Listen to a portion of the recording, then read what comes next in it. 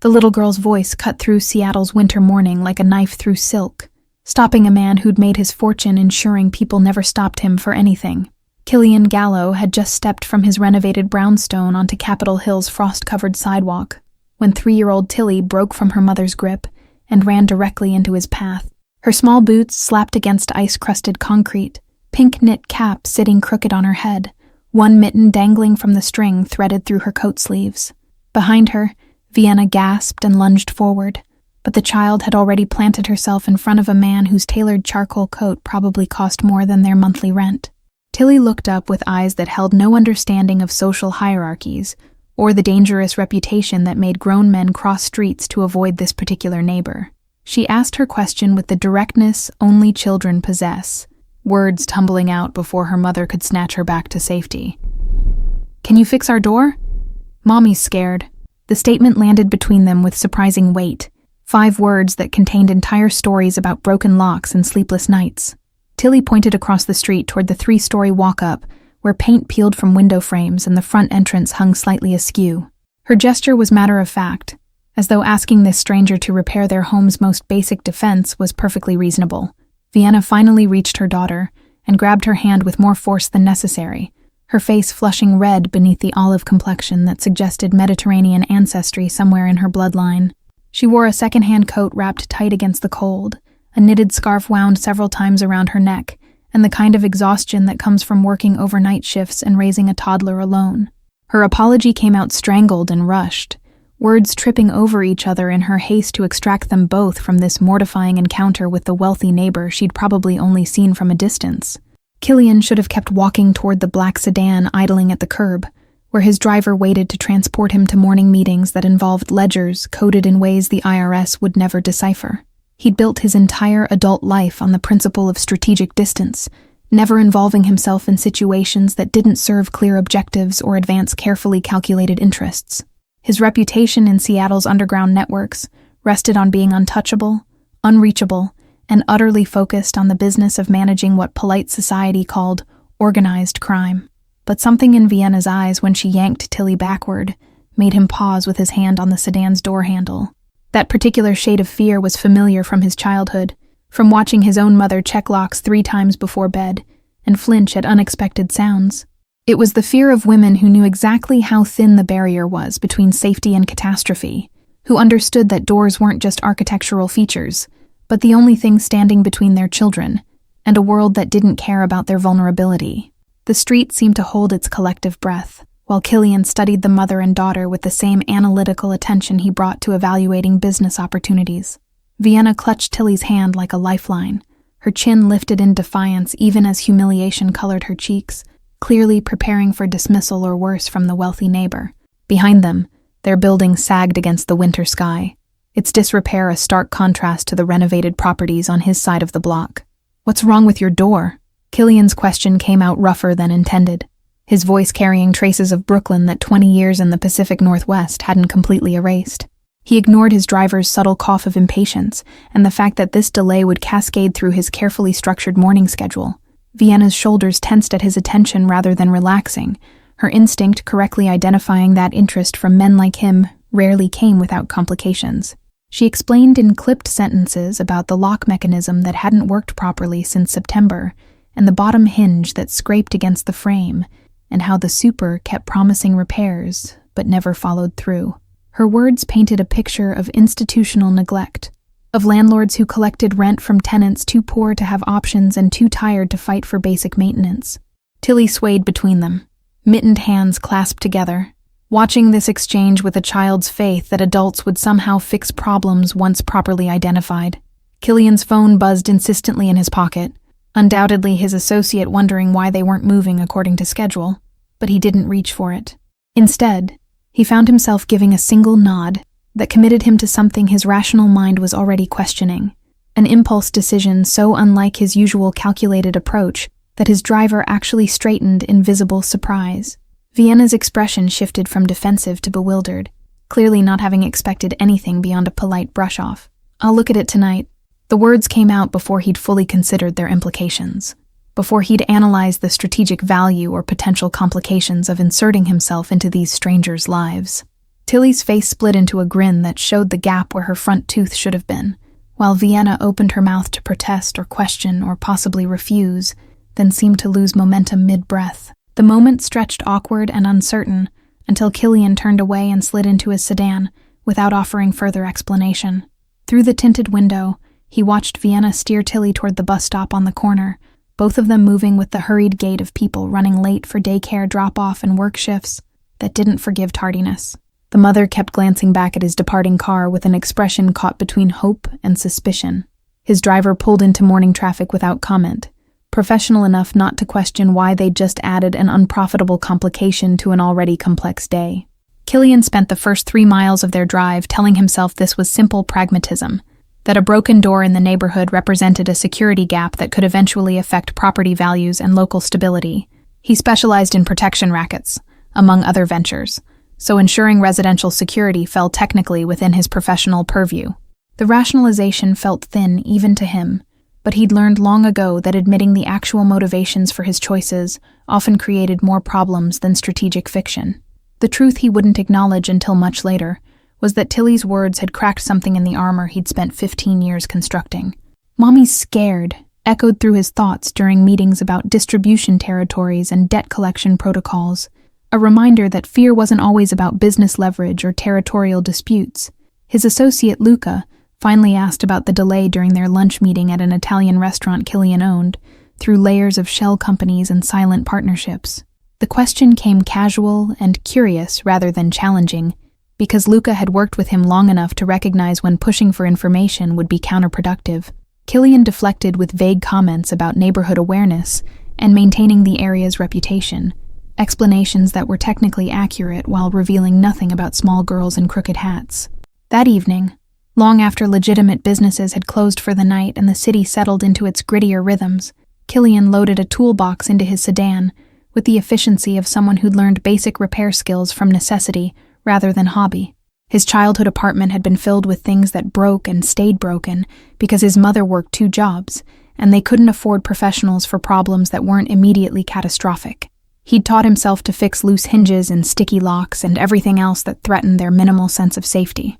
The drive back to Capitol Hill took 12 minutes through streets gleaming with rain that had started falling at sunset, washing the city in cold water that collected in gutters and reflected streetlights in fractured patterns. His neighborhood looked different at night, the economic divisions more obvious when the renovated brownstones glowed with warm interior lighting. Killian parked directly in front of Vienna's building and carried his toolbox across the street, without bothering with the pretense of checking for observers. Let the neighborhood watch and wonder. Let them draw whatever conclusions they needed to make sense of why someone from his side of the block was crossing that invisible line with apparent purpose. He climbed the exterior stairs to the 2nd floor, where Vienna's apartment number was posted in fading digits, beside a door that did indeed hang crooked in its frame. The knock came soft but distinct at 11:47 at night, and Vienna nearly dropped the mug of tea she'd been clutching for warmth while standing at her kitchenette counter. She'd just gotten Tilly down after 2 hours of bedtime negotiations. Her shift at the 24-hour diner didn't start until 1 in the morning, and unexpected visitors at this hour never brought good news. Through the peephole, she saw the man from this morning, toolbox in hand, standing in the hallway like he'd simply forgotten to mention he'd be arriving after midnight. Vienna's first instinct was to pretend she wasn't home, to stand perfectly still until he left, and she could process this surreal situation without the pressure of his actual presence. But Tilly's bedroom light switch made a distinctive click when turned on, and she'd already flipped it twice to check on her daughter during the last hour. He would have heard the apartment's sounds and know someone was awake inside, making avoidance impossible without being obviously rude to someone who'd apparently kept his unexpected promise. She opened the door with the security chain still attached, creating a gap of roughly 4 inches through which she could see Killian's face more clearly than she had in the morning's rushed encounter. His features were harder than she'd initially registered, all sharp angles and calculated composure, with dark eyes that assessed her cramped apartment's interior in a single sweep. He looked less like someone who'd volunteered for charity handyman work, and more like someone conducting reconnaissance for purposes she didn't want to consider too carefully. "You said tonight." "I assumed you meant evening, like 7 or 8. Vienna heard the defensive edge in her voice and hated it, hated that she couldn't simply accept help without immediately searching for hidden costs or ulterior motives. Her hand moved unconsciously to where she'd wedged a kitchen knife between the counter and the dish rack earlier. a precaution that had become routine whenever she was home alone. Killian's eyes tracked the movement without comment, his expression revealing nothing about whether he found her caution insulting or simply practical. "I work days. This is when I had time." His answer was economical and matter-of-fact, offering no apology for the unconventional hour or acknowledgement that most people didn't conduct home repairs near midnight. He gestured toward the door itself, where the broken lock mechanism was visible even from the hallway, its interior components exposed through gaps in the metal housing. She could refuse him entry, could claim the hour was inappropriate, and ask him to come back during daylight, when she felt less vulnerable and more capable of maintaining appropriate boundaries. But Tilly was asleep behind a door that didn't lock properly, and Vienna's next paycheck was already allocated to overdue bills that left no room for security upgrades she desperately needed.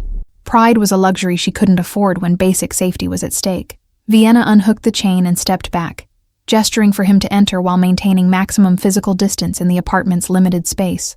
Killian moved past her with the careful awareness of someone accustomed to navigating tense situations, his body language deliberately non-threatening, even as his presence seemed to fill the small room entirely. He set his toolbox down beside the door and crouched to examine the damaged lock, his hands moving over the mechanism with the confidence of someone who'd performed this exact assessment many times before. "How long has it been broken?" His question came without looking up from his inspection, fingers testing the door's weight and the way it hung askew in the frame. Vienna wrapped her arms around herself and explained about the August break-in attempt 2 floors down that had scared her enough to finally complain to management about her own unit's security issues. The super had installed this particular lock as a supposed upgrade, but it had never worked correctly from day one. Killian made a sound that might have been disgust or dark amusement, still focused on the door's various failures with an intensity that seemed excessive for such a mundane task. He pointed out how the strike plate was mounted incorrectly, how the bottom hinge had pulled partially free from wood that was rotting from water damage, how the deadbolt's interior mechanism had been installed backward by someone who clearly didn't know what they were doing. His diagnosis was detailed and damning, painting a picture of neglect that went beyond simple deferred maintenance into genuine safety violations. "I'm going to need to remove the door completely to fix this properly." Killian finally looked up at her, his expression neutral, but something in his eyes suggesting he understood exactly how vulnerable that would make her feel. Vienna's apartment already felt too exposed with him inside it, and the idea of having no door at all made her pulse spike with anxiety. He continued before she could formulate a response, his tone shifting to something almost gentle despite the roughness in his voice. "I'll be here the entire time. No one gets past me to this apartment, I can promise you that." The statement carried absolute certainty, the kind of confidence that came from knowing his presence alone would deter most threats better than any lock mechanism ever could. Vienna studied his face for signs of arrogance or manipulation, trying to determine if this was genuine assurance or simply what predators said to make prey feel safe. Her apartment's kitchen clock showed midnight now, which meant she had roughly 45 minutes before needing to wake Tilly, drop her at the 24-hour childcare facility near the diner, and start her shift that would last until 9 the following morning. Vienna did rapid mental calculations about whether this repair could be completed in that time frame, whether she could afford to be late to work, whether refusing his help now would mean never getting another offer she desperately needed. The numbers didn't work any way she arranged them, but she found herself nodding agreement anyway, because sometimes you had to gamble on strangers' intentions when all your other options had already failed. Killian worked with methodical efficiency once given permission, using tools she couldn't name to remove the door from its hinges without damaging the surrounding frame. He leaned it against the wall and then turned his attention to the rotted wood around the strike plate, scraping away damaged material and evaluating the extent of repair needed. Vienna stayed in the kitchenette area, maintaining her position near the knife while trying not to make her distrust obvious enough to be offensive. She'd become expert at this particular balancing act, accepting help while simultaneously preparing to defend herself, if that help revealed itself as something darker. "You work nights?" Killian's question came casual, though Vienna suspected nothing about this man was actually casual, that even his small talk served some larger purpose she couldn't yet identify. She confirmed she worked the graveyard shift at Morrison's diner, omitting the details about how overnight hours paid marginally better and came with fewer customers who felt entitled to harass waitresses. He continued working while she spoke, his hands never stopping their precise movements even as he maintained conversation. Vienna found herself revealing more than she'd intended during the next 20 minutes, words spilling out to fill the strange intimacy of watching a virtual stranger repair her home's most basic defense. She mentioned Tilly's father, who'd disappeared before their daughter learned to walk, the series of increasingly expensive apartments as gentrification pushed them farther from Seattle's core, her own abandoned dreams of art school that had died under the weight of single parenthood and survival economics. Killian listened without the performative sympathy she'd learned to expect from people who asked about her situation, but didn't really want honest answers. He shared almost nothing about himself in return, deflecting her tentative questions with vague responses about property management and security consulting. The door was back on its hinges by 12:30, now hanging level and true with a lock mechanism that engaged smoothly when tested, and a deadbolt that Killian demonstrated would require serious force to breach. He'd reinforced the frame with metal plates that disappeared behind the existing trim, installed a new strike plate anchored into the wall's studs, and adjusted everything until the door closed with a solid, secure sound Vienna hadn't heard since moving in 6 months earlier. Vienna tested the lock herself 3 times, unable to quite believe that something in her apartment actually worked the way it was supposed to work, that she could turn the deadbolt and hear it engage with satisfying finality.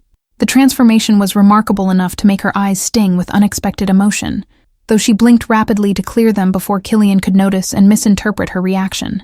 He was packing his tools with the same efficient movements he'd used throughout the repair, giving her space to process without commentary. "How much do I owe you?" The question came out more defensive than she'd intended, her tone sharp with the certainty that this kindness would have a price tag she couldn't afford. Killian paused in coiling an extension cord, his expression unreadable in the dim lighting from her single functioning overhead fixture. He seemed to consider his answer carefully, as though negotiating terms of a business contract, rather than responding to a simple request for payment information. "Nothing. Your daughter asked for help. I helped." His response was so matter-of-fact it took her a moment to process the implications, to understand he genuinely didn't expect compensation for work that must have cost him several $100s in parts alone. Vienna opened her mouth to protest, to insist she wouldn't accept charity no matter how desperately she needed it, but he was already moving toward the door with his toolbox in hand. The finality in his posture suggested this wasn't open for negotiation or discussion. He paused at the threshold, one hand on the doorknob, and pulled a business card from his coat pocket, with movements that seemed almost reluctant. The card was simple black with silver lettering that said only Killian Gallo, and a phone number.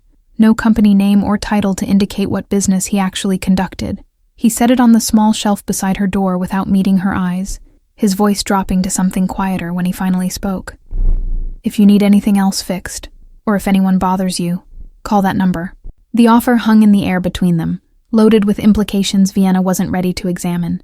Then he was gone, pulling the door closed behind him with a soft click that demonstrated exactly how well the new lock mechanism worked. Vienna stood frozen in her entryway for a full minute, staring at the business card like it might transform into something comprehensible if she looked at it long enough. The apartment felt different with a door that actually secured, as though some fundamental shift had occurred beyond just the physical repair. Vienna could hear Tilly's soft breathing from the bedroom, could smell the faint scent of metal and oil that lingered from Killian's work, could see the first gray light of approaching dawn through her kitchen window. She should wake her daughter, begin their complicated morning routine of bus rides and childcare drop-offs and arriving at the diner exactly on time. Instead, she found herself touching the new deadbolt, testing its smooth operation one more time, trying to remember the last time someone had simply helped her without expecting anything in return. The memory wouldn't come because it had never happened, not in her adult life, not since she'd become a mother navigating the world alone. Every kindness had carried conditions, every offer of assistance had come with strings attached that eventually tightened into constraints she couldn't escape. Days blurred together in the exhausting rhythm that defined Vienna's existence, shifts at the diner punctuated by brief hours of sleep, while Tilly was at daycare, and the constant low-level anxiety about money that never quite disappeared. She didn't see Killian again during that first week, though she found herself watching for him whenever she crossed the street, hyper-aware of his brownstone's expensive facade. The business card migrated from the shelf to her wallet, a talisman she didn't examine too closely. The radiator in Tilly's bedroom stopped working on a Thursday night, when temperatures dropped to 23 degrees and frost patterns formed on the inside of their windows. Vienna called the super twice and got voicemail both times, then spent 2 hours stuffing towels around the window frames and moving Tilly's mattress into her own room. Her daughter coughed through the night, a wet sound that made Vienna's chest tighten with the particular fear of single mothers who couldn't afford medical bills.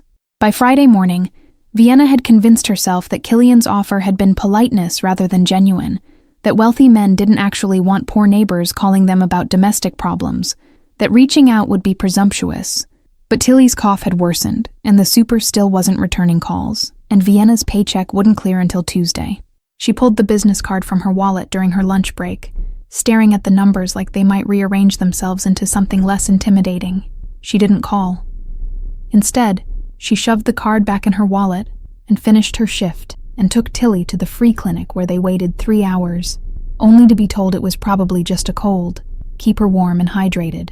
The apartment was barely warmer than the outside air when they returned that evening, Vienna's breath visible in small clouds as she bundled Tilly in every blanket they owned. Her daughter's cough rattled through the silent rooms like an accusation. Vienna woke at 2 a.m. to find Tilly burning with fever, her small body shaking with chills despite the layers of blankets, and Vienna's own body heat. The thermometer read 103 degrees, high enough to trigger genuine panic, and Vienna was reaching for her phone to call an ambulance she couldn't afford when she heard sounds in the hallway outside. Footsteps, then a soft knock that somehow didn't sound threatening despite the hour. Through the peephole, she saw Killian standing in the dimly lit hallway. No toolbox this time, just a small duffel bag in one hand. Vienna's fingers fumbled with the new deadbolt, her hands shaking from fear and exhaustion. And when she finally got the door open, he took one look at her face and stepped inside without waiting for invitation. His eyes went immediately to Tilly's bedroom, to the frost on the windows, to the complete absence of heat in the apartment. "How long has the radiator been out?" His voice carried an edge that might have been anger, except it wasn't directed at her, his jaw tight as he moved through the apartment assessing the situation with the same analytical attention he'd brought to the broken door. Vienna explained in fractured sentences about the super and the clinic, and Tilly's climbing fever, her words tripping over each other in her exhaustion. Killian pulled out his phone and made a call that consisted of exactly 7 words. Capitol Hill, apartment 2B, radiator, now. He hung up and turned his attention to Tilly, crouching beside Vienna's bed where her daughter lay wrapped in blankets like a small, feverish burrito. His hand went to Tilly's forehead with surprising gentleness, and something in his expression shifted when he felt the heat radiating from her skin. From the duffel bag, he produced a bottle of children's fever reducer and a thermometer still in its packaging, along with several other medical supplies Vienna couldn't immediately identify. When did she last have medicine? Killian's question was clipped and focused, his movements efficient as he measured out the correct dosage. Vienna admitted she'd given Tilly the last of her infant pain reliever 6 hours ago, that she'd meant to buy more but forgot during her shift. He didn't comment on this, just administered the medicine, and then began the process of carefully unwrapping some of Tilly's blanket layers, explaining that too much insulation could trap the fever rather than breaking it. 20 minutes later, 2 men arrived with tools and replacement parts for the radiator, moving through Vienna's apartment with the quiet efficiency of people accustomed to working at odd hours. Killian supervised with an authority that made it clear these weren't random handymen, but people who worked for him, who would do the job correctly because failure wasn't an option he tolerated. Within an hour, heat was flowing through the bedroom radiator, transforming the space from icebox to actually habitable. The men left without requesting payment or even acknowledgement, disappearing into the night as silently as they'd arrived. Killian remained, monitoring Tilly's temperature and adjusting her blankets, and doing all the small things Vienna had been doing alone for 3 years. He made tea that Vienna didn't remember requesting, strong and sweet, in a way that suggested he understood exactly how close she was to complete collapse. When he finally pressed the warm mug into her hands, she couldn't stop the tears that had been building since she'd first heard Tilly's cough. "I can't keep doing this." The admission came out broken and raw, all the fear and exhaustion of single motherhood spilling over in the presence of someone who'd shown up when she needed help, without requiring her to perform gratitude or explain why she deserved assistance. Killian didn't offer platitudes or false reassurance, just sat on the floor beside Vienna's bed and let her cry without trying to fix the unfixable reality of her circumstances. His presence was steady and solid, an anchor in the chaos that had become her normal. Vienna went to the Thursday meeting with Tilly in tow and found herself sitting beside 2 men who introduced themselves as Luca and Marco, both wearing suits that probably cost more than her annual income. They spoke with quiet authority that made the developers' representatives visibly uncomfortable, casually mentioning building code violations and specific city council members who would be interested in development practices. The meeting transformed from rubber stamp approval of displacement into actual negotiation with terms Vienna hadn't dared hope for. The developers agreed to proper relocation assistance and rent control provisions by the meeting's end, concessions they'd never intended to offer, until confronted by men who clearly had leverage beyond what typical tenants could marshal. Luca caught Vienna's eye as they filed out, and gave her a nod that communicated volumes about loyalty networks and how Killian's quiet request carried weight. She went home that night, with relief about immediate housing security, mixing uneasily with questions about exactly what world she was becoming entangled with. December arrived with Seattle's signature rain and darkness that made 5 p.m. feel like midnight, the kind of weather that drove everyone indoors and made Vienna's diner shifts simultaneously busier and more depressing. She'd fallen into an unexpected pattern with Killian over the past month, brief conversations when their paths crossed on the street, and his periodic appearances to fix things she hadn't realized were problems. He'd replaced the overhead kitchen light fixture, installed a carbon monoxide detector, and weatherproofed her windows with efficiency that suggested a mental checklist. Tilly had started asking when Mr. Killian would visit again, her 3-year-old certainty that he was simply part of their life now both touching and concerning to Vienna. She'd tried explaining that he was just a neighbor being kind, not someone they could depend on permanently, but Tilly's understanding of social boundaries remained limited by age and optimism. The child had taken to drawing pictures specifically for him, crayon masterpieces of penguins and houses that she'd hand over with solemn importance during their street encounters. Vienna noticed Killian kept one of these drawings, had seen it on his refrigerator through his front window when passing by during an evening walk with Tilly. The image of that crude crayon art displayed in what was undoubtedly an otherwise immaculate home did something to her carefully maintained emotional distance. She'd spent 3 years building walls around herself and Tilly, defensive structures meant to prevent exactly this kind of dangerous attachment to someone whose life intersected theirs only through geographical accident. The knowledge that his birthday was approaching came accidentally, overheard during a phone conversation he was having, while standing on his front steps waiting for his driver one morning, December 15th, which was a Tuesday, which meant Vienna was working the evening shift and wouldn't see him anyway. She told herself this information didn't matter, that noting the date wasn't the beginning of something she'd regret, even as she found herself planning how she might acknowledge it, without crossing lines that were already becoming dangerously blurred. Tilly solved the problem by insisting they make cupcakes for Mr. Killian's birthday, with the unshakable certainty of children who believed the world operated according to kindness rather than complicated social contracts. Vienna agreed, because refusing would require explaining why they couldn't celebrate someone who'd helped them, and that explanation would reveal her own fears about dependency and debt. They made chocolate cupcakes from a box mix in their tiny kitchen, Tilly's help consisting mainly of spilling ingredients and licking the spoon. The result was imperfect at best, slightly lopsided cupcakes with frosting applied with more enthusiasm than skill, but Tilly was proud of them in a way that made Vienna's chest ache. They boxed up 4 of the least damaged specimens and walked across the street that evening, while Vienna wrestled with certainty that this gesture would change something fundamental. Her finger hesitated over his doorbell, but Tilly reached up and pressed it before Vienna could reconsider, sealing a decision that felt more significant than simple birthday acknowledgement. Killian answered after a long pause, and Vienna saw immediately that she'd interrupted something, though she couldn't identify what exactly. His expression was carefully neutral, but something about his eyes suggested she'd caught him in a moment of private darkness, the kind that people who lived alone tried to hide from the world. He was dressed casually for once, dark jeans and a sweater that probably still cost more than her weekly paycheck, and the house behind him was lit, but silent in a way that emphasized emptiness. Tilly wanted to bring you birthday cupcakes. Vienna offered this explanation quickly, already regretting the impulse that had brought them here, already cataloging the ways this was overstepping boundaries she should have maintained. But Tilly pushed forward with her box of imperfect baked goods, presenting them like treasure that deserved proper reverence. Killian's expression shifted then, something cracking in his careful composure, and Vienna saw with sudden clarity that no one else had acknowledged this day at all. He invited them in with a gesture that seemed almost helpless, as though he couldn't figure out how to refuse without hurting Tilly's feelings, and had given up trying to maintain whatever distance he'd intended. The interior of his brownstone was exactly what Vienna had imagined from exterior clues, all clean lines and expensive minimalism, and absolutely nothing that suggested anyone actually lived there.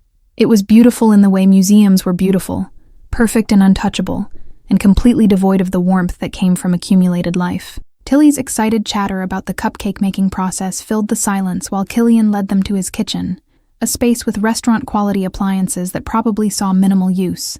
Vienna found herself noting details she shouldn't be collecting, evidence of loneliness disguised as preference for order. No magnets on the refrigerator except Tilly's drawing, no dishes in the sink because he probably ate most meals elsewhere, no signs of hobbies or interests beyond the single life he'd constructed around absence rather than presence. I should light a candle, right? For birthdays? Tilly's question made both adults freeze because neither of them had thought that far ahead, and Vienna didn't carry birthday candles in her coat pocket during evening walks. But Killian produced one from a drawer with surprising speed, a single emergency candle that would have to serve as stand-in for proper celebration. He stuck it in the least lopsided cupcake while Vienna found matches, and they stood in his pristine kitchen singing an off-key version of the birthday song. Killian blew out the candle with an expression Vienna couldn't read, something between gratitude and grief, and the kind of vulnerability that made her understand why he'd built such careful walls. Tilly demanded to know what he'd wished for, and he told her it was a secret, in the gentle tone he seemed to reserve specifically for her daughter. They ate cupcakes standing in his kitchen, Tilly chattering about penguins and Christmas, while the adults navigated the strange intimacy of this moment that neither had planned but both seemed to need. Vienna noticed the exact second Killian registered that someone had remembered his birthday, had cared enough to mark the day with however small a gesture. His jaw tightened, and he turned away briefly, ostensibly to get napkins, but more likely to collect himself before his careful control shattered completely. When he turned back, his eyes were slightly red, but his expression had settled into something approaching peace, as though he'd been carrying weight he hadn't realized could be shared even partially. "Thank you." He directed this to Tilly, but his eyes found Vienna's, and the gratitude there was complex enough to make her look away. She understood suddenly that she wasn't the only one learning dangerous lessons about connection and dependency, that Killian had been just as isolated as she was, just in different ways for different reasons. His wealth had insulated him from many struggles, but had also built walls that kept out casual kindness and unexpected birthday celebrations, and children who drew pictures specifically for refrigerator display.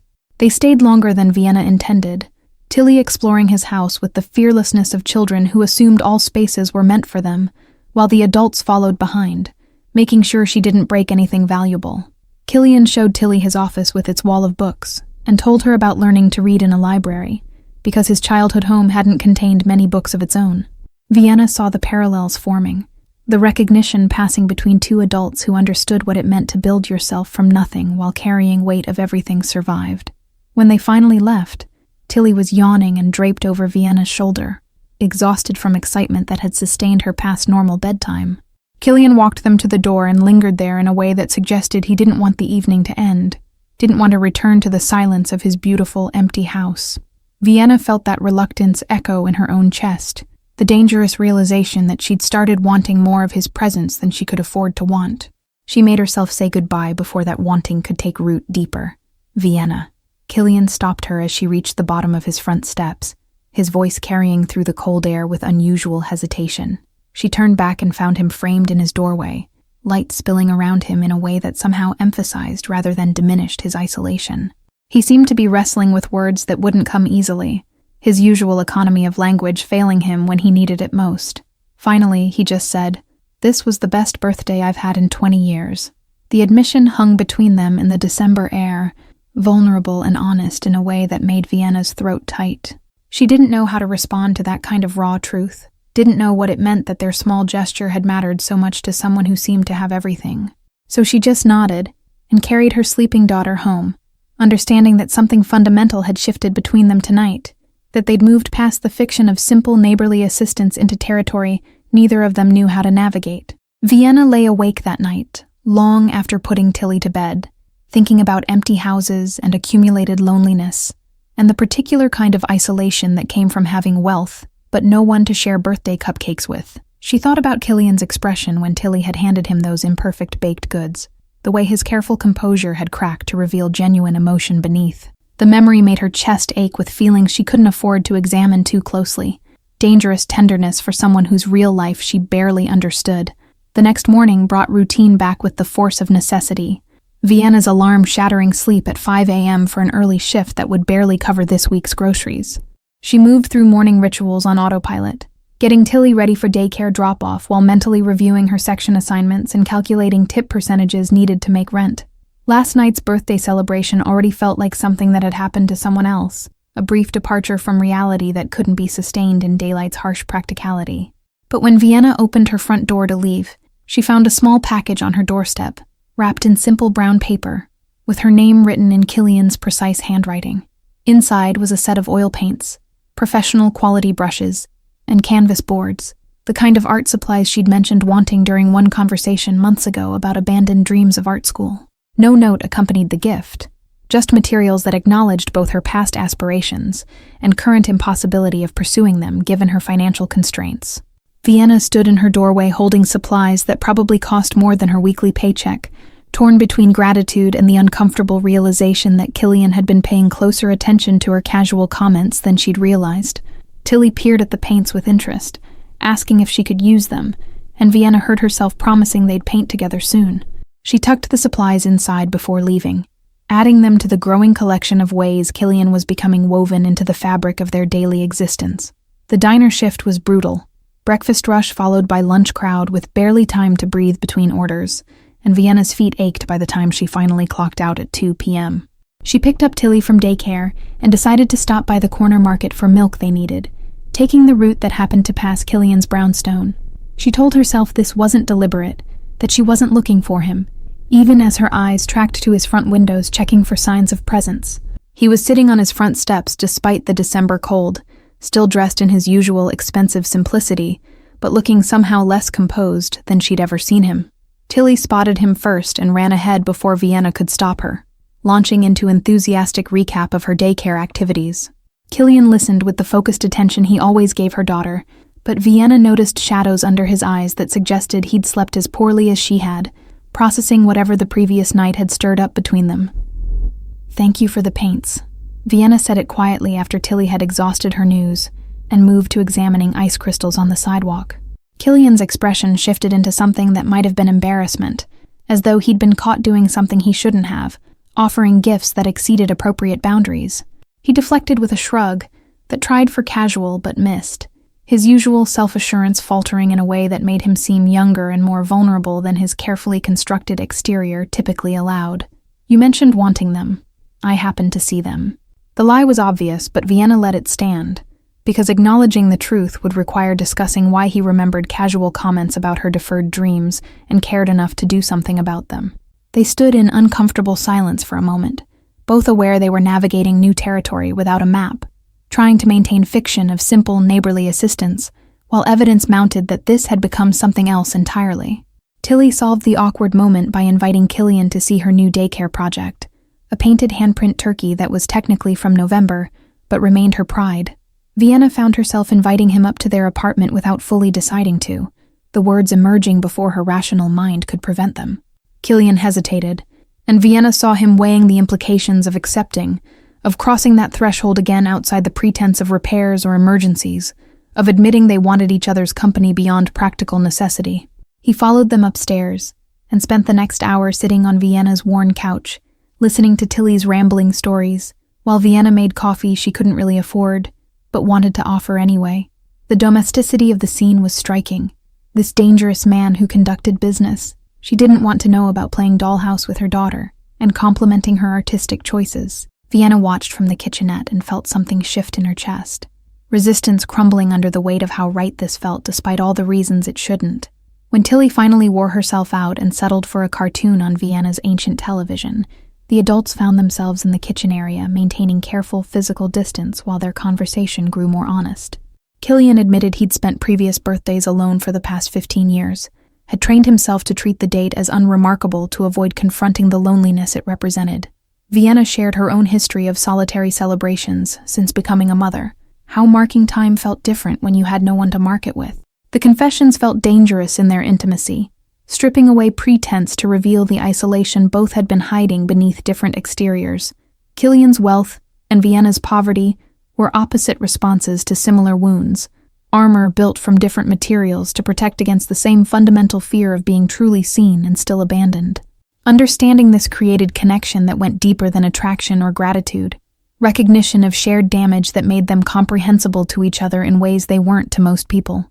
"I don't know how to do this." Vienna said it quietly, meaning friendship or whatever this was becoming, meaning accepting help without knowing how to repay it, meaning allowing someone past walls she'd built for good reasons.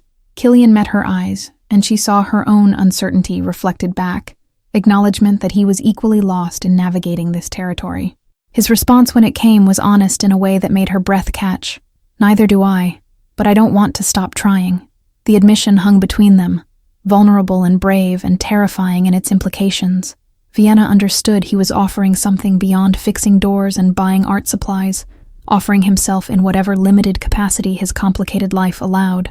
She wanted to say yes immediately, but also to run, to protect herself and Tilly from inevitable hurt when this fell apart the way everything eventually did. But Tilly laughed at something on television, and Killian smiled at the sound, and Vienna found herself nodding acceptance to something she couldn't fully define. The days following that conversation developed new rhythm, Killian appearing more frequently, but with less pretense about practical purposes for his visits. Sometimes he'd bring dinner from restaurants Vienna couldn't afford. Other times he'd simply sit while she cooked modest meals and Tilly played nearby. They talked about carefully neutral topics mostly, avoiding deeper discussions about his work or her financial struggles, or what exactly they were building between them. The conversations felt like foundation being laid for structure neither wanted to name yet. Vienna's co-workers at the diner noticed the change in her, commenting on how she smiled more and seemed less exhausted despite working the same brutal hours. She deflected their curiosity because explaining Killian would require admitting she was developing feelings for someone whose last name she'd only recently learned, and whose business dealings she deliberately didn't examine too closely. The situation looked either like fairy tale or terrible judgment depending on perspective, and Vienna wasn't sure which interpretation was more accurate. Christmas approached with retail frenzy that made Vienna's shifts longer and more demanding, every customer's holiday stress transferring directly to exhausted waitresses who absorbed rudeness while maintaining mandatory cheerfulness. She came home one evening to find Killian had let himself in, using the key she'd given him for emergencies, had gotten Tilly from daycare, and made them dinner, and started a bath for Vienna without being asked. The gesture should have felt intrusive, but instead made her eyes sting with gratitude for someone anticipating her needs before she had to voice them. They fell into pattern of him handling evening childcare when Vienna worked late, his expensive suits traded for casual clothes while he played on their floor and read picture books with voices for different characters. Tilly had started calling him Killy because Killian was too complicated for 3-year-old pronunciation, and he'd accepted the nickname with visible emotion he tried to hide. Vienna watched them together and felt her remaining resistance dissolving, replaced by dangerous hope that maybe this could actually work, despite all the logical reasons it shouldn't. The art supplies he'd given her remained mostly unused, displayed on a shelf where Vienna could see them, but not quite bring herself to actually paint anything. Too many years had passed since she'd held a brush with creative intent rather than cleaning intent, and the supplies felt too precious to waste on attempts that might reveal she'd lost whatever talent had once justified dreams of art school. Killian noticed during one visit, his eyes tracking to the untouched paints with expression Vienna couldn't quite read. "What are you afraid of?" He asked it gently, but the question still landed hard, because Vienna knew he wasn't just talking about painting anymore. She was afraid of everything, of this fragile happiness being stripped away, of depending on someone who might disappear, of Tilly getting attached to someone who couldn't promise permanence. She was afraid of her own feelings becoming too real, of painting something that would force her to acknowledge dreams she'd buried under survival necessity. Killian didn't push when she couldn't articulate all of this, just pulled out one of the canvas boards and set it on her kitchen table with the paints arranged nearby. He didn't tell her what to paint or offer encouragement that would have felt like pressure, just created space for possibility, and then moved to distract Tilly in the other room.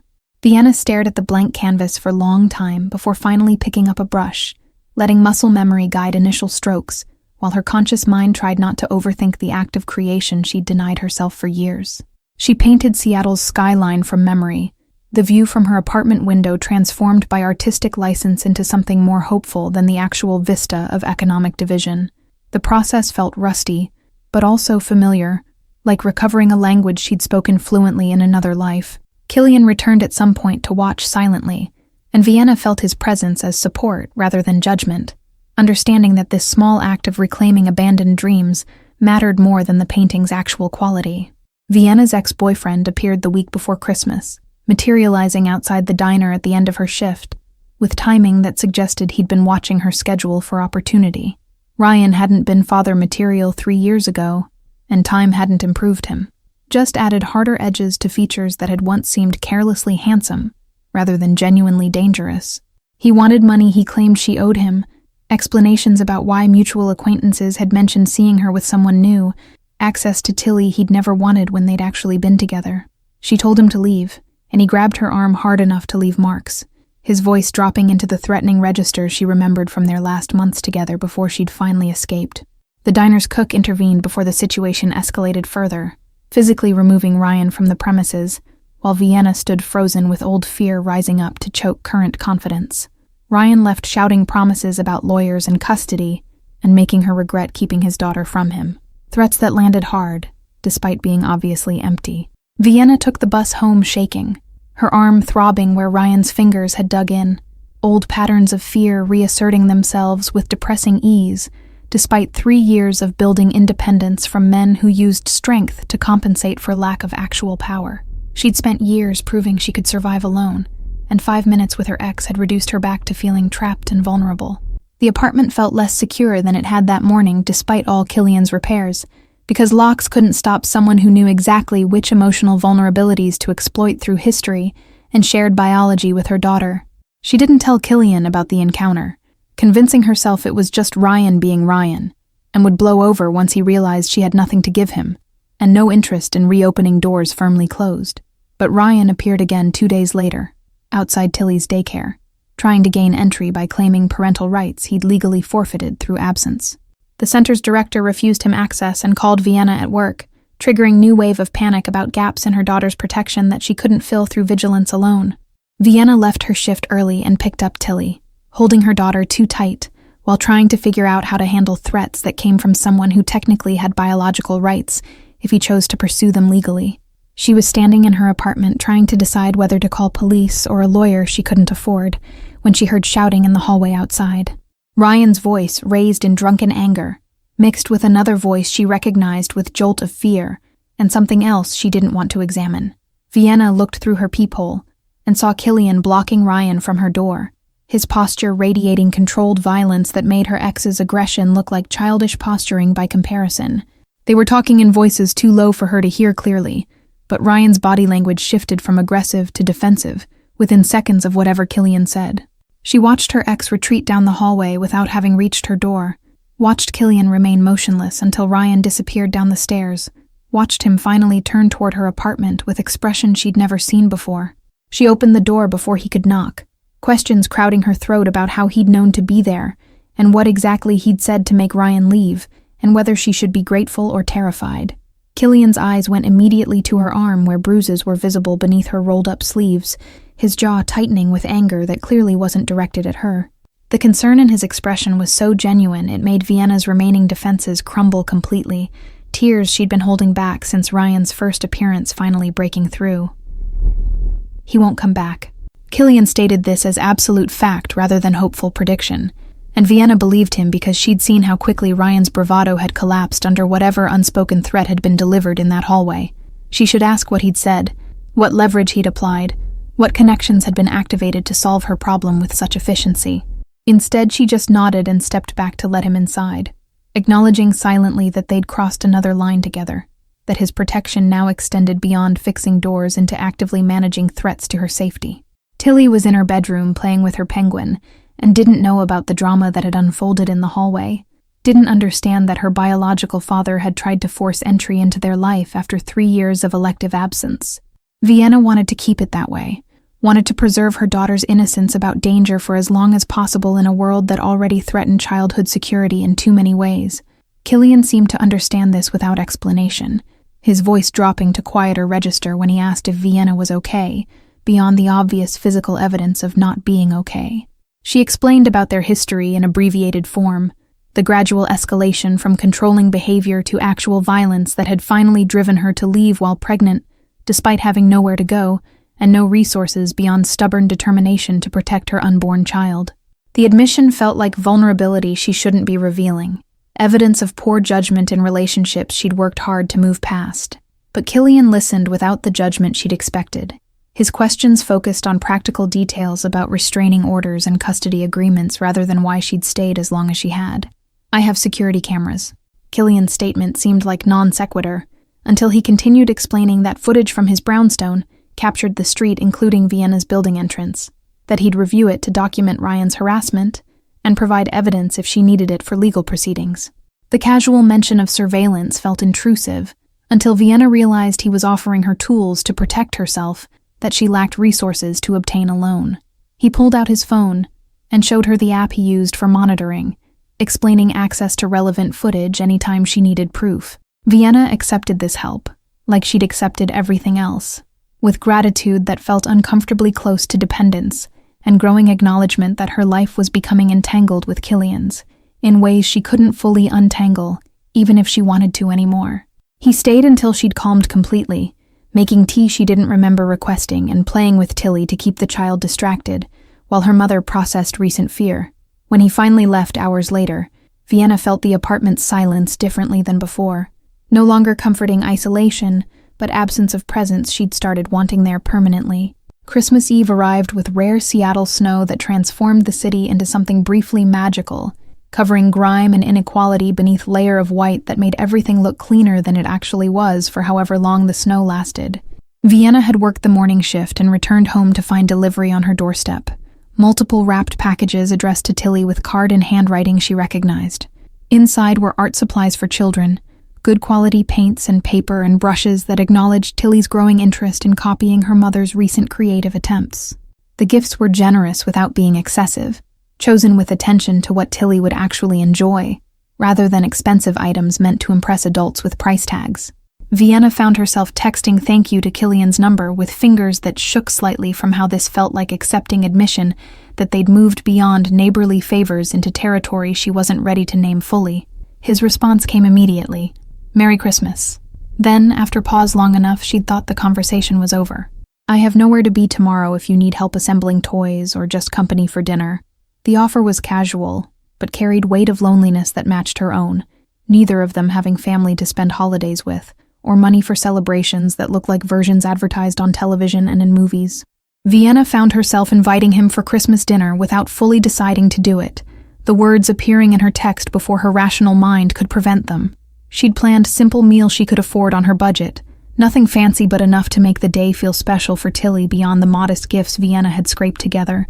Adding another person wouldn't strain resources too badly, and the thought of Killian spending the holiday alone in his perfect empty house bothered her more than she wanted to admit or examine too closely. His acceptance came fast enough to suggest he'd been hoping for the invitation, that spending Christmas alone had become routine he disliked, but didn't know how to break without someone else initiating change. Vienna spent that evening questioning whether she'd just made everything more complicated or acknowledged what had already been true for weeks. Christmas morning brought Tilly's excitement and chaos of torn wrapping paper, and the realization that Vienna had maybe invited a Mafia boss to holiday dinner, without fully processing what that meant for boundaries she'd been trying to maintain. Killian arrived precisely at noon, with wine she suspected cost more than her monthly grocery budget and dessert, from a bakery that definitely didn't match her financial reality. He fit into her small apartment better than his wealth suggested he should, playing on the floor with Tilly and her new toys while Vienna prepared their modest meal. They ate at her cramped table with mismatched plates and conversation that felt easier than it should have between people from such different worlds, laughter coming naturally around Tilly's excitement and commentary. Vienna watched Killian help her daughter with toy assembly, and felt dangerous hope taking root that maybe this could actually work, despite every logical reason it shouldn't.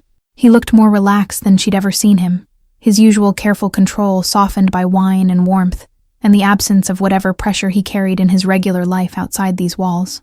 After dinner, while Tilly played with new toys in the living area, Vienna and Killian ended up at her kitchen window, watching snow fall on the quiet street below.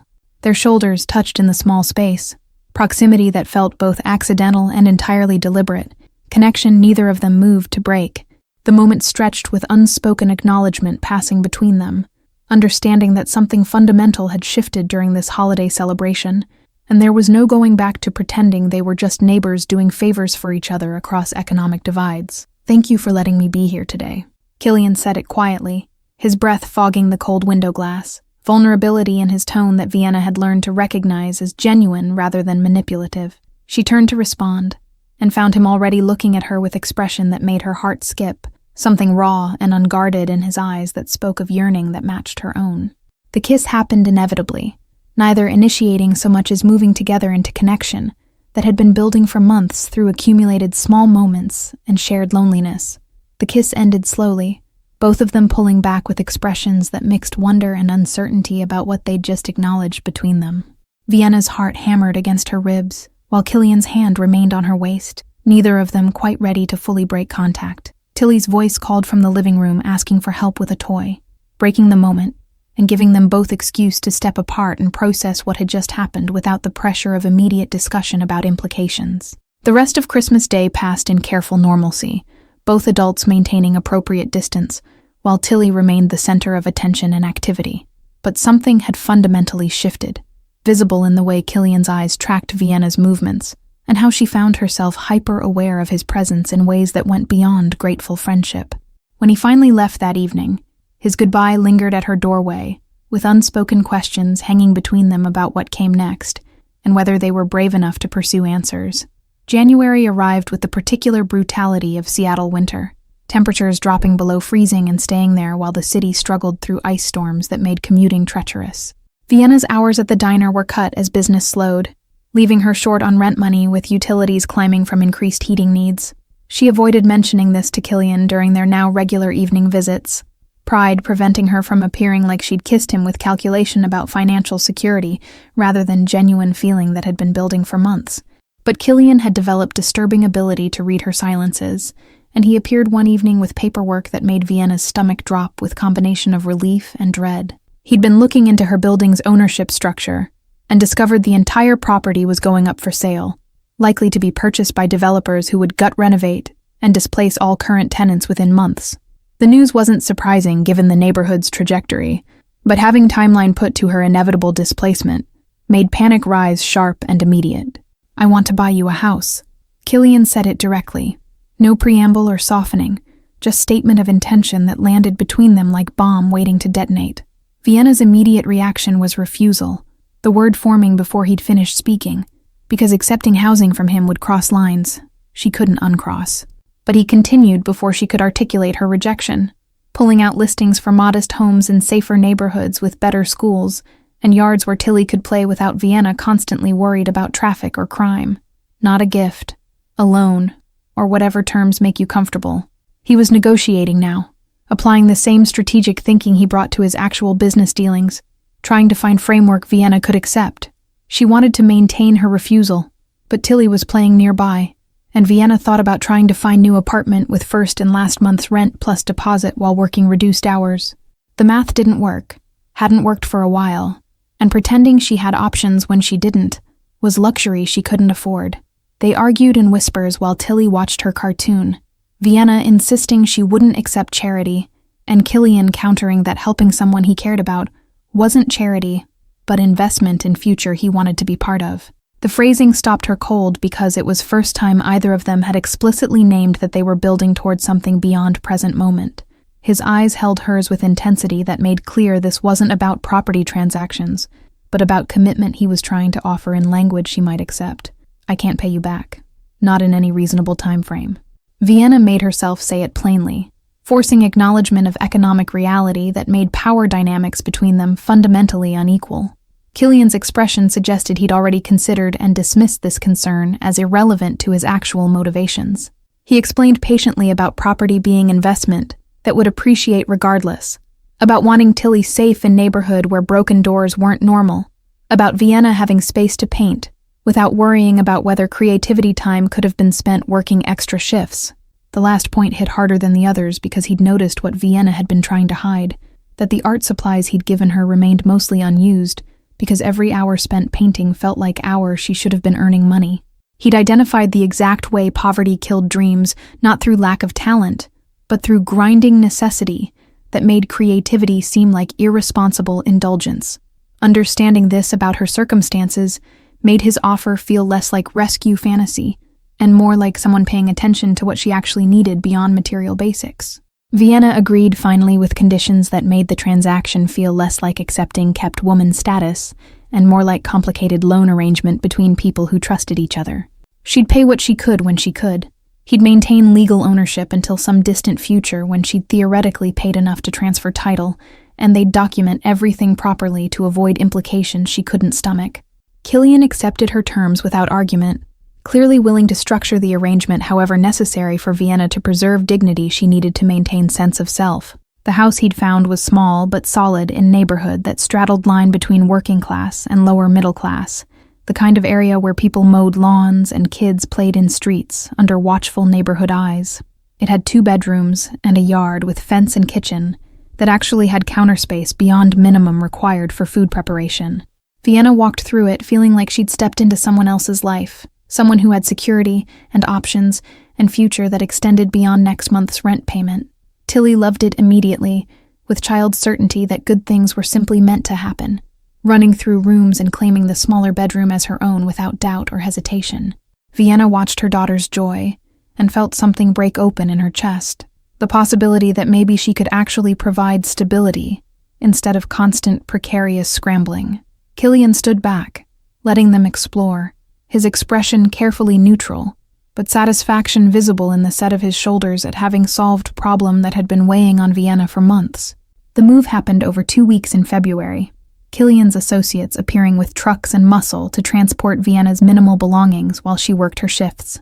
She came home each day to find more progress, furniture she hadn't owned suddenly appearing in rooms that echoed without it. When she questioned these additions, Killian deflected with vague explanations about storage cleanouts and surplus from his own place, obvious lies she chose not to challenge because the alternative was Tilly sleeping on floor in empty bedroom.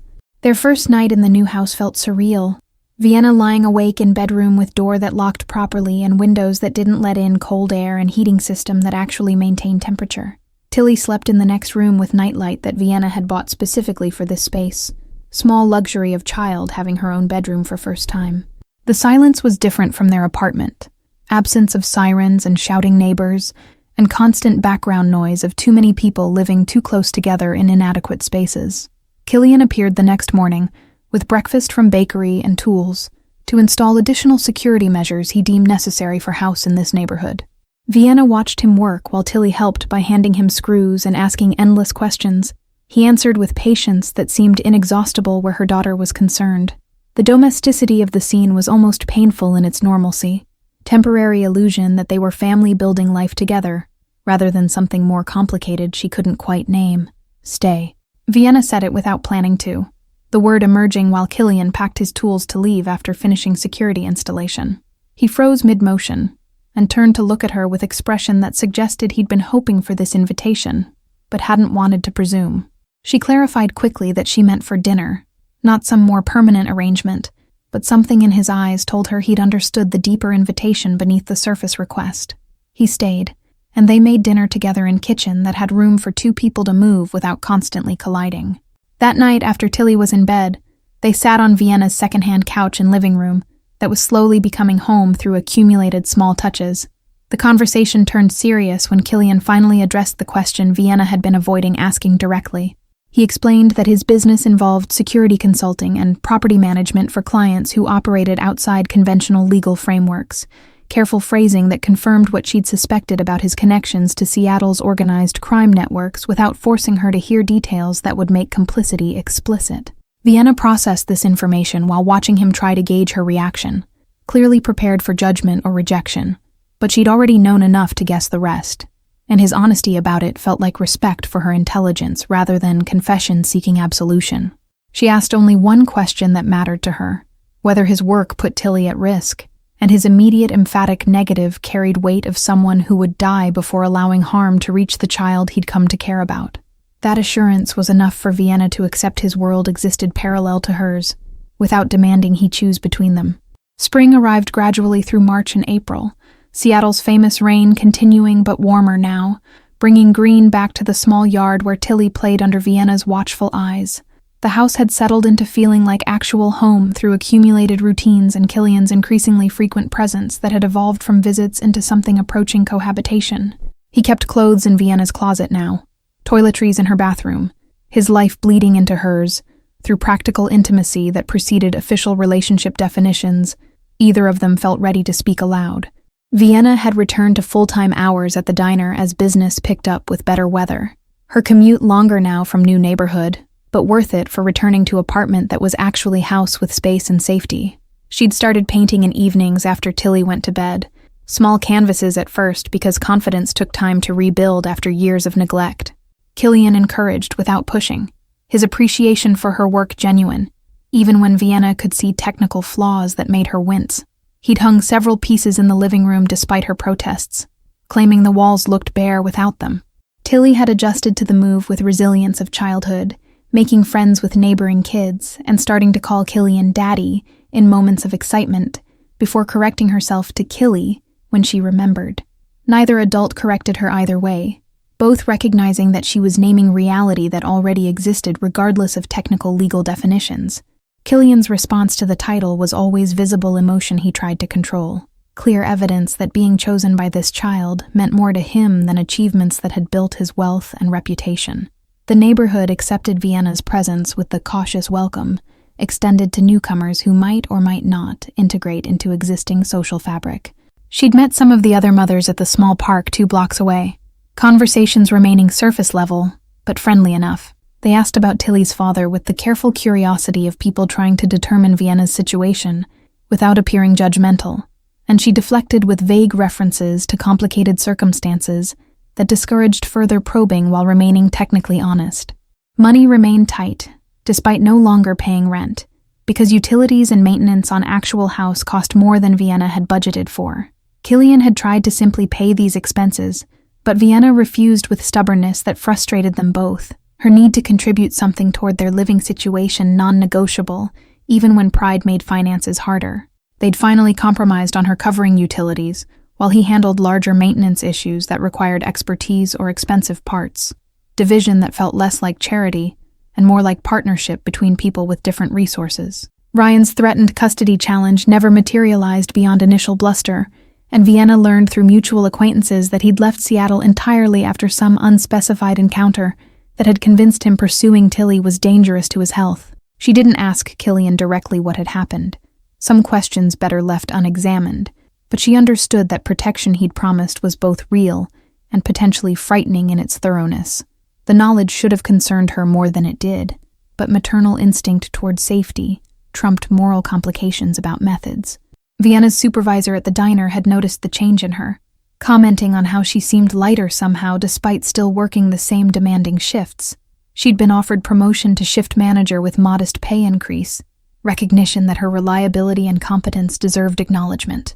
The extra money would help with the constant financial juggling Vienna performed, and the title felt like validation that she was building toward something beyond just survival. She'd accepted immediately, pride mixing with relief about having one piece of stability that came from her own efforts rather than Killian's intervention. The promotion meant different hours that aligned better with Tilly's preschool schedule, reducing childcare costs that had been eating a significant portion of Vienna's paycheck. It also meant she'd be home more evenings when Killian typically appeared after his own work obligations, creating space for relationship to deepen through accumulated dinner conversations and quiet moments after Tilly slept. They'd fallen into pattern that felt increasingly like actual family, rather than convenient arrangement between lonely people seeking connection. Killian's business associates had become occasional presence in their lives, Luca and Marco appearing for dinners that Vienna suspected were as much about checking on their boss's well-being as socializing.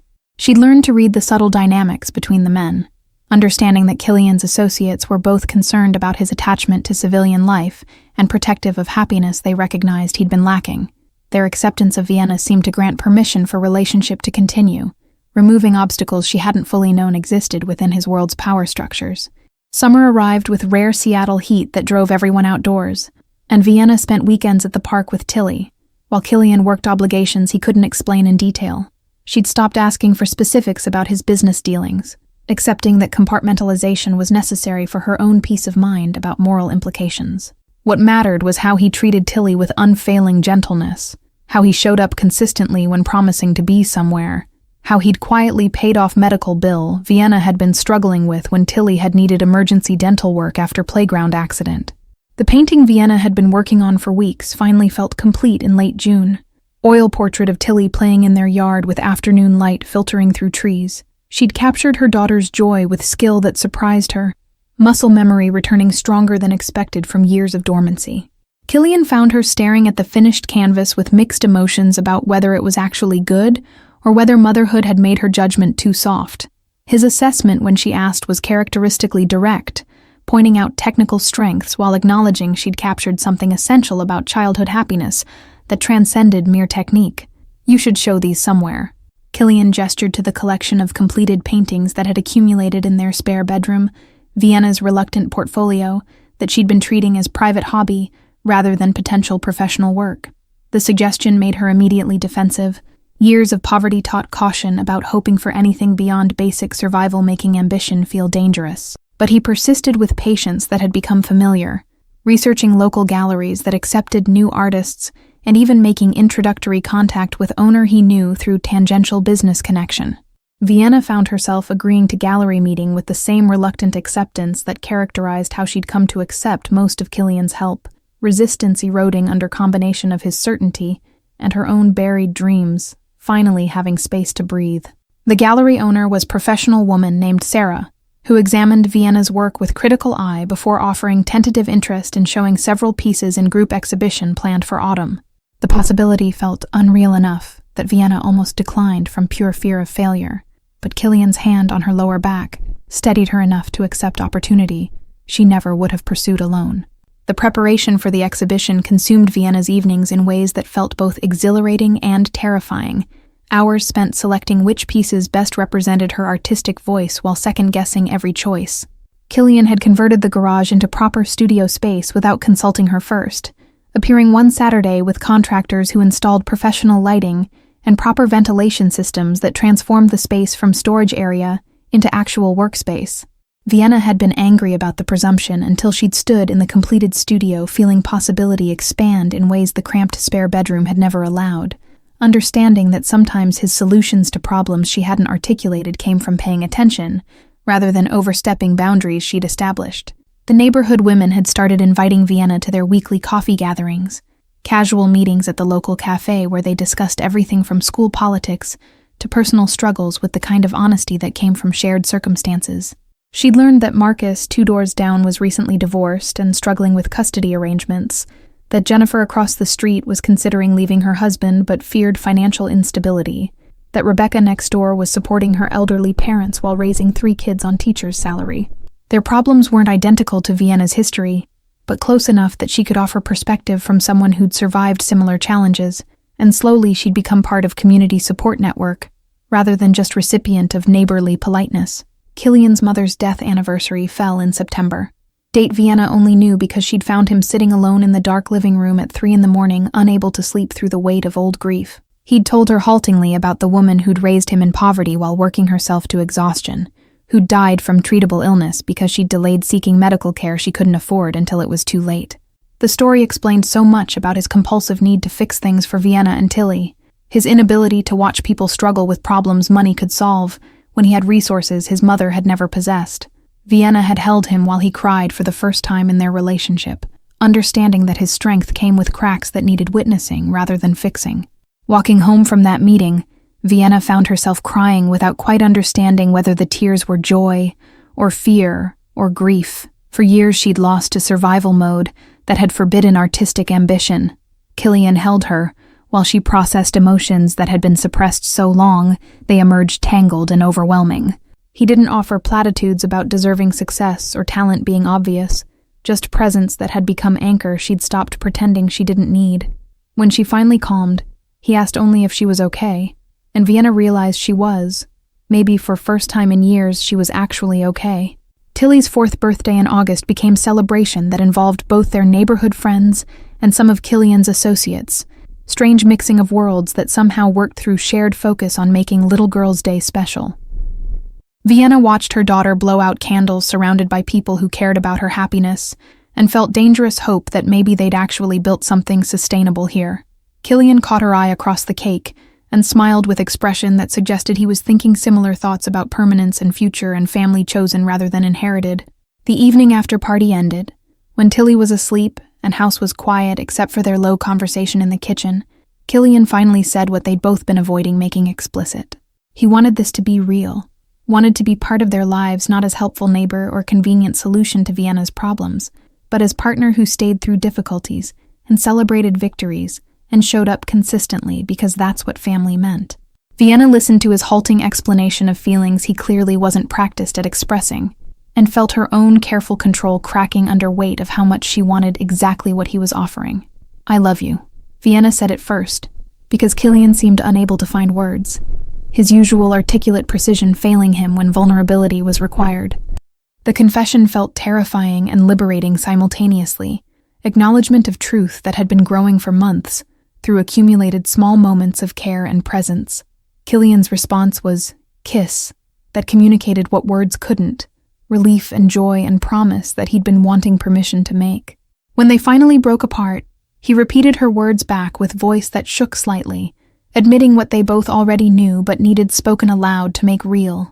1 year passed with the kind of speed that characterized happy periods, time marked by Tilly's growth spurts, and Vienna's increasingly confident painting, and Killian's gradual integration into their daily life, until separation became unthinkable. The house had evolved through their combined presence, his expensive minimalism softened by her artistic touches, and Tilly's cheerful chaos. Neighbors had stopped asking about their relationship status, simply accepting them as family unit that functioned well regardless of technical marital definitions. Vienna's gallery show in October had sold 3 paintings, modest success that felt monumental to someone who'd buried artistic ambitions under survival necessity for years. The money went into savings account Killian had helped her establish, fund for Tilly's future education that grew slowly but represented possibility Vienna had never imagined accessible. She'd continued painting with increasing confidence, building portfolio while maintaining diner job that provided independence she needed, even as Killian's presence made survival less desperate. The house's mortgage had been mysteriously paid off in November, paperwork arriving that showed Vienna as sole owner with no remaining debt. When she'd confronted Killian about this obvious violation of their loan agreement, he'd simply stated that he wanted her to have security that didn't depend on his continued presence.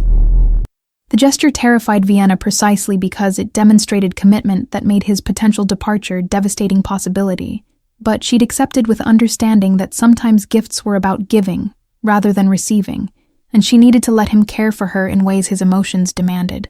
Tilly had started calling Killian Dad exclusively by December, the transition from nickname happening naturally through accumulated months of him functioning in that role, regardless of biological reality. His formal adoption petition, filed in January, had made Vienna cry in courthouse bathroom, overwhelmed by concrete evidence that he'd chosen them as permanently as legal system allowed. The process would take months to complete, but intention mattered more than paperwork. Public declaration that they were building real family from pieces of their individual brokenness. The winter had been easier than previous years, house properly insulated and heating functioning reliably, and Killian's presence meaning Vienna never faced crises alone anymore. They'd established routines that felt sustainable, division of labor that played to their respective strengths while acknowledging limitations. Killian cooked breakfast before leaving for his business obligations. Vienna handled evening meals when she wasn't working, and Tilly helped both with enthusiasm that exceeded actual usefulness, but built sense of shared responsibility. Vienna had been painting in their spare bedroom, converted into studio space, when Killian appeared one February evening with expression that suggested important conversation was coming.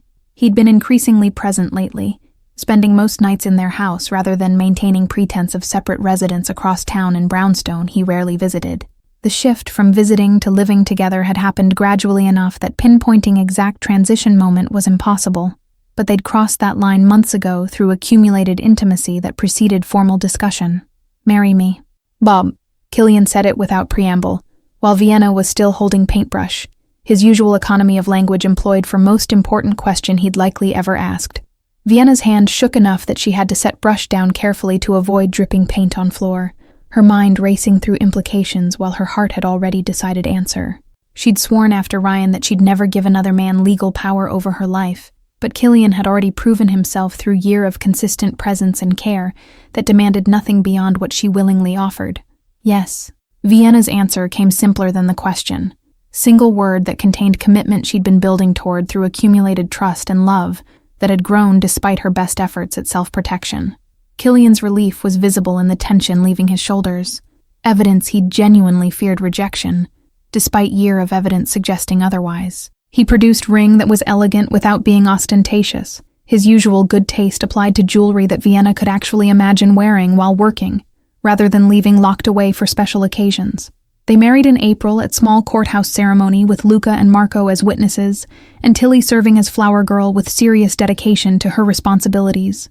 Vienna wore simple dress she'd found secondhand, but felt beautiful in, while Killian abandoned his usual expensive suits for clothing that matched ceremony's low-key intimacy.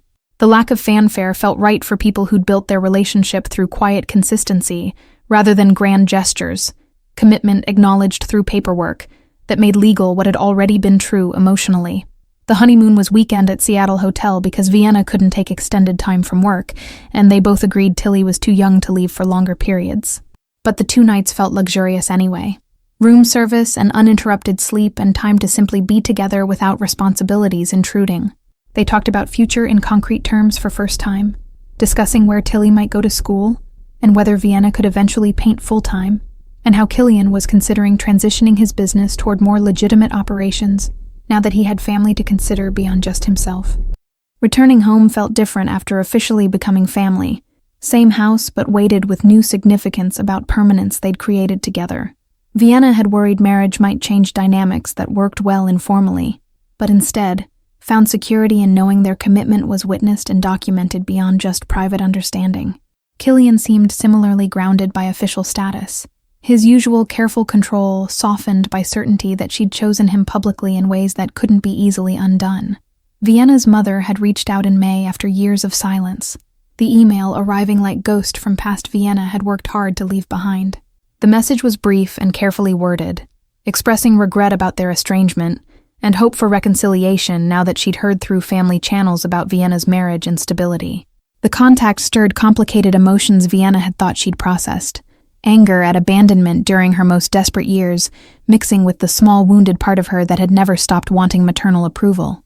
Killian had read the email when she'd shown him with shaking hands, and his only question was what Vienna wanted rather than what she thought she should do, giving her permission to choose herself in ways she'd rarely been granted.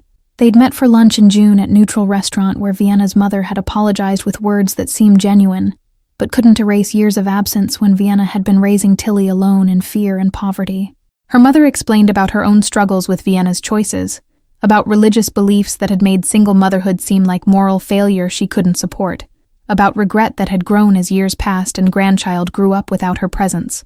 Vienna had listened and felt surprising lack of anger, just sadness for time lost, and understanding that forgiveness didn't require forgetting or pretending damage hadn't occurred.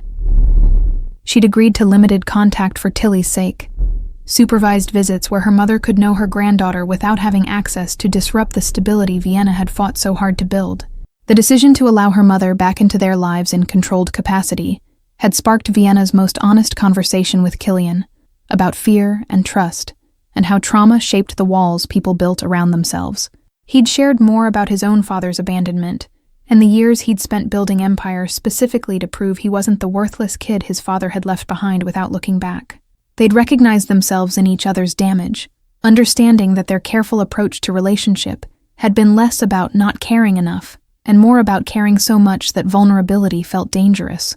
The acknowledgement had deepened their connection in ways that transcended physical intimacy, building foundation of emotional honesty that made their marriage feel like partnership between equals rather than rescue dynamic Vienna had initially feared. Summer brought Vienna's second gallery show with stronger sales that suggested her work might actually become viable income source eventually.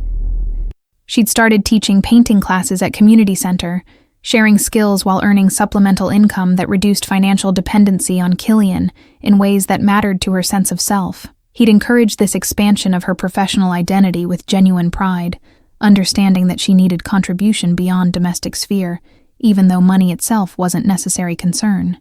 Tilly thrived in kindergarten, reading above grade level, and making friends with ease that suggested she'd inherited neither parents' childhood social difficulties. She'd told her class about her family in show and tell, explaining matter-of-factly that her daddy wasn't born her daddy but chose to be, which apparently made him extra special.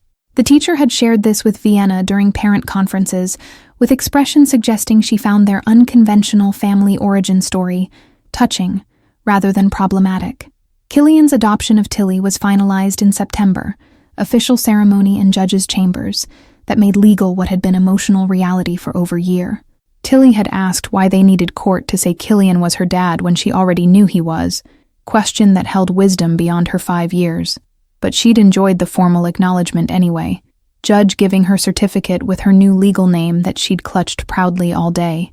Vienna had watched her husband and daughter together afterward, and felt grateful for broken door that had somehow led to this unlikely but perfect family. The house had become center of their expanding social world, hosting dinners for neighbors and Killian's associates and Vienna's co-workers, who'd become genuine friends once she'd let walls down enough to allow connection. Luca had commented during one gathering that he'd never seen Killian this settled, observation made with approval that suggested his loyalty extended to supporting his boss's happiness, even when it meant stepping back from certain business operations. Vienna understood that Killian was gradually extracting himself from most dangerous aspects of his work, prioritizing family safety over profit, in ways that only became possible once he had family worth prioritizing. One evening in October, Vienna found Killian standing in Tilly's doorway, watching their daughter sleep, with expression of wonder that hadn't diminished, despite year of this being his nightly routine. She joined him in silent observation, both of them marveling at small person they were raising together through combination of intention and luck. Killian's arm came around her waist automatically, pull that had become unconscious gesture of connection. They stood there until Tilly shifted in sleep, and they retreated to their own bedroom, still amazed by the family they'd built from loneliness and broken doors and small girl's innocent request for help.